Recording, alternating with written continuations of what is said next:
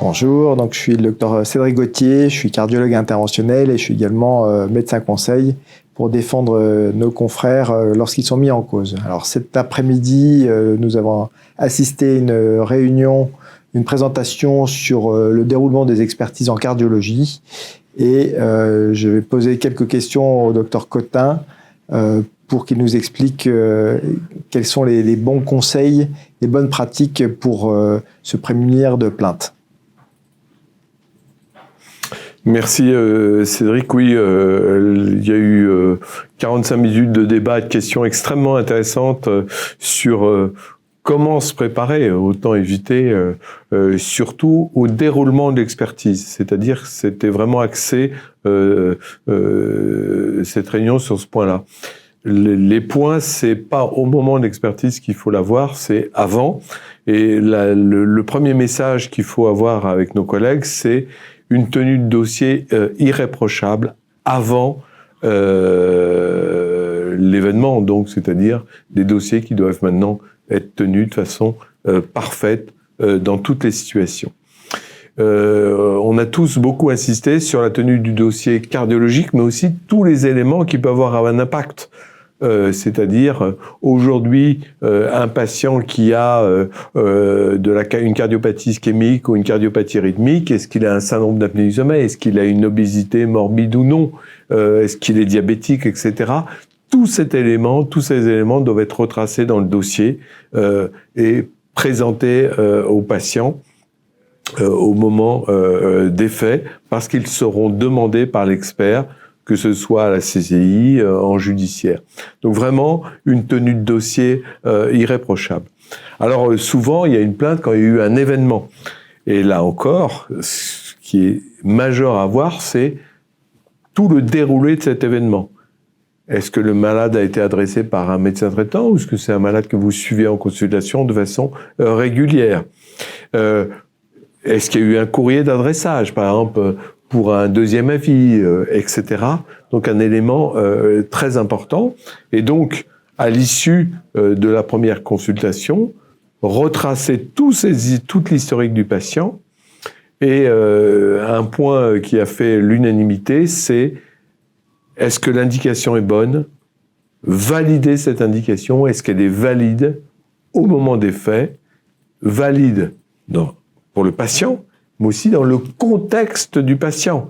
C'est-à-dire que, par exemple, procéder à une ablation d'un patient grabataire en EHPAD, ce n'est pas la lecture des recommandations, il ne faut pas les prendre de façon brutale. Il y a une discussion de gré à gré avec le patient ou sa famille si nécessaire.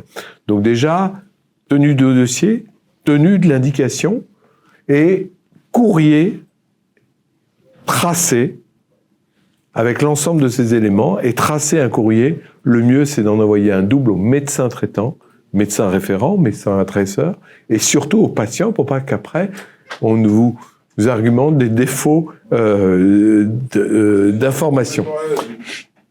Troisième élément, c'est l'information. Alors, aujourd'hui, en cardiologie, l'information est plutôt bien tracée. Dans l'ensemble des dossiers qu'on voit les uns et les autres, on a très peu de problèmes de défaut d'information, mais là encore, la tracer et bien conserver l'ensemble des documents, et ça peut être difficile quand vous avez une activité libérale, une activité hospitalière, vous travaillez sur plusieurs sites, donc tout ça, il faudra le préparer au moment de l'expertise. Quatrième élément, c'est il s'est passé quelque chose. Et là, je crois qu'il faut être très clair, informer, tracer ce que vous avez fait. Informer la famille, informer le patient qu'il y a eu un événement, que vous l'avez vous-même pris en charge, que vous avez eu telle démarche. Et je narrais l'histoire d'un patient qui a fait un AVC récemment. Vous avez fait un scanner, vous avez appelé l'UNV, puisque AVC égale aujourd'hui en France avis UNV. Tout ça doit être tracé avec les horaires et la démarche thérapeutique et diagnostique qui a été mise en œuvre pour savoir si à la fin il y avait une faute ou pas dans votre prise en charge de patient. Et le dernier élément qui est très important, c'est de déclarer un événement indésirable, si ça s'est déroulé, bien entendu, en milieu hospitalier ou libéral, pour avoir une procédure qui va être soit informer votre compagnie d'assurance si c'est dans le libéral, soit l'hôpital peut avoir des stratégies de prise en charge tout à fait différentes. Donc on est vraiment aujourd'hui dans la lecture des dossiers qui doivent être complets, parfaitement tracés, et tous les éléments, même les plus anodins, doivent pouvoir être retrouvés et présentés lors de l'expertise.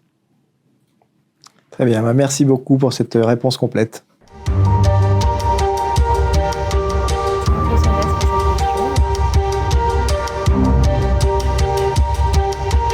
C'est le plus prescrit pour les